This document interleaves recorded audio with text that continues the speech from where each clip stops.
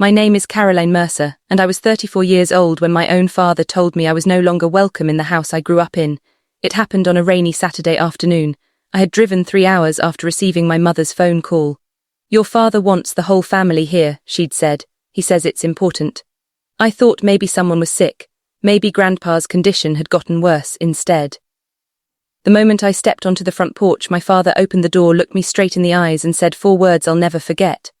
Not welcome here. Before I could answer, he threw my overnight bag onto the porch. It landed in a puddle, my clothes soaked instantly. I stared at him, completely speechless. Dad, what did I do? He folded his arms. You embarrassed this family. I warned you. My younger brother Nathan appeared behind him with a satisfied smile. He didn't even try to hide it. 3 months earlier our grandfather had passed away. Everyone assumed Nathan would inherit Grandpa's cattle ranch. He'd worked there for years. I had become a civil engineer and moved to another city. Nobody expected Grandpa to leave me anything, not even me. Then the attorney opened the will. Grandpa left the ranch equally to both of us. Nathan exploded. Dad wasn't much better. She abandoned this family years ago. She doesn't deserve half from that day on. Every family gathering turned into another argument. They wanted me to sign away my share. I refused, not because I wanted the ranch, because it was the last promise Grandpa ever made. He once told me, never give away something just because people make you feel guilty for owning it. Never forgot those words. Dad stepped onto the porch. If you're here to fight over the ranch, leave. You aren't family anymore. Those words hurt, but what hurt even more was seeing my mother standing behind him, silent. She never defended me. She simply looked down at the floor. I picked up my soaked bag. Fine, leave. I turned toward my car just as I reached the driveway. A black sheriff's SUV slowly pulled up beside the mailbox. The red and blue lights flashed once. Nathan smiled, then laughed. Guess she finally crossed the line. Dad folded his arms confidently. I knew this day would come. Sheriff stepped out, looked directly at me, then at my father, and calmly asked, Mr. Mercer, I see the current owner of this property. The entire driveway fell silent. Dad stepped forward confidently. I'm the owner. Sheriff didn't answer immediately. Instead, he opened a manila folder and looked at the documents inside. Your name is Richard Mercer. Dad nodded. Yes. Sheriff looked back down at the paperwork. I'm afraid there's a problem. Nathan crossed his arms. What kind of problem? The sheriff calmly replied. The county recorder notified our office this morning. There appears to be an attempt to remove a legal property owner from land she still owns. My father laughed. That's impossible. My daughter doesn't own anything here. Sheriff slowly turned toward me. Ma'am, you Caroline Mercer? Yes, he nodded. Then according to the county records, you still legally own 50% of this ranch. Nathan's smile disappeared. Dad's face tightened. That will hasn't been finalized. The sheriff shook his head. It was finalized 83 days ago. He handed Dad a copy of the county deed. Dad's hands began shaking as he read it. My name and Nathan's equal owners. Grandpa had made sure it couldn't be changed. Nathan stepped closer. She never even works here, the sheriff answered without emotion. Ownership isn't based on who complains the loudest. It's based on legal documents. Nobody spoke. Then the sheriff asked another question. Ms. Mercer, anyone ask you to leave today? Before I could answer, Dad interrupted. I told her she wasn't welcome.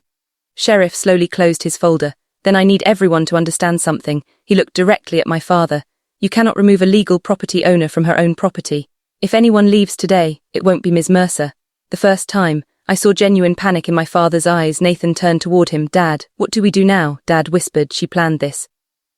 I quietly answered, no. Grandpa did. Sheriff wasn't finished. There is one more matter. He reached into his SUV and returned with another sealed envelope. Across the front were 6 handwritten words in Grandpa's unmistakable handwriting, to be OPNED only if they force her out. The sheriff handed the envelope to me. I was instructed by the county attorney to deliver this personally if today's situation ever happened. My heart started racing. Grandpa had known. He had planned for this. I carefully broke the seal. Inside was a handwritten letter, and one sentence made everyone freeze. If you're reading this, the ranch isn't the only thing I left behind. Entire porch was silent. I unfolded Grandpa's letter with trembling hands. His handwriting was unmistakable, neat, steady, confident. I took a deep breath and began reading aloud. My dear Caroline, if this letter has reached you, then your father has done exactly what I feared. Tried to force you off this ranch. My father's face turned pale. Grandpa continued. Richard, you spent years believing this ranch belonged to you simply because you lived here. You forgot something very important. Never promised it to you. Nathan lowered his head. The letter wasn't finished. Caroline may have moved away. She was the only one who called every Sunday. Paid for my heart medication when nobody else even knew I couldn't afford it. Repaired the old barn without telling anyone. loved this family without expecting anything back. Tears filled my eyes. I had never told anyone about those things, not because I wanted credit, because Grandpa asked me not to. The sheriff quietly stood beside me while everyone listened. Then Grandpa's letter reached the sentence that changed everything. Inside my office desk is a blue metal box. Only Caroline has the key. Dad's eyes widened. Nathan looked confused. What box? I slowly reached into my purse. For years I'd carried a tiny brass key on my keychain. Grandpa gave it to me 6 months before he died. He only said, "One day, you'll know what this opens." We walked into Grandpa's old office. The room hadn't changed. His boots still sat beside the door. His old cowboy hat still rested on the shelf inside the bottom drawer. Was the blue metal box. The little brass key fit perfectly. The lock clicked open. Inside were 3 things. A thick folder, a flash drive, and another sealed envelope. Attorney Rebecca Lawson, who had just arrived after receiving a call from the sheriff, carefully opened the folder. She looked at the documents, then looked directly at my father. "Mr. Mercer, I think you need to see this." Dad grabbed the papers. His hands immediately started shaking. "What? This can't be." Rebecca calmly answered, "It can." "It is." She pointed to the signature at the bottom. 5 years ago, Mr. Henry Mercer transferred 100% ownership of the ranch into a protected family trust. Nathan frowned. "But the deed says Caroline and I each own half." Rebecca nodded. "Correct. The land belongs equally to both grandchildren." But she opened another page. Ranch business. The equipment, the cattle contracts, the mineral rights, every dollar of annual income, were controlled by one person.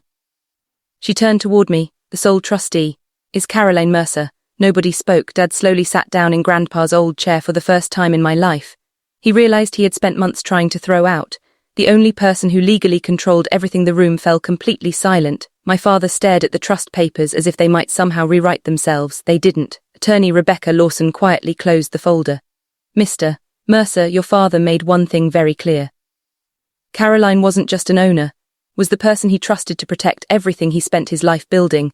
Nathan slowly looked at me. I never knew." I gave him a calm smile. "Neither did I, until today." Dad suddenly stood up. "Caroline, I was wrong. You have to understand. I thought I was protecting this family." I shook my head. "No, you were protecting control. There's a difference." Those words hit harder than anything else that day.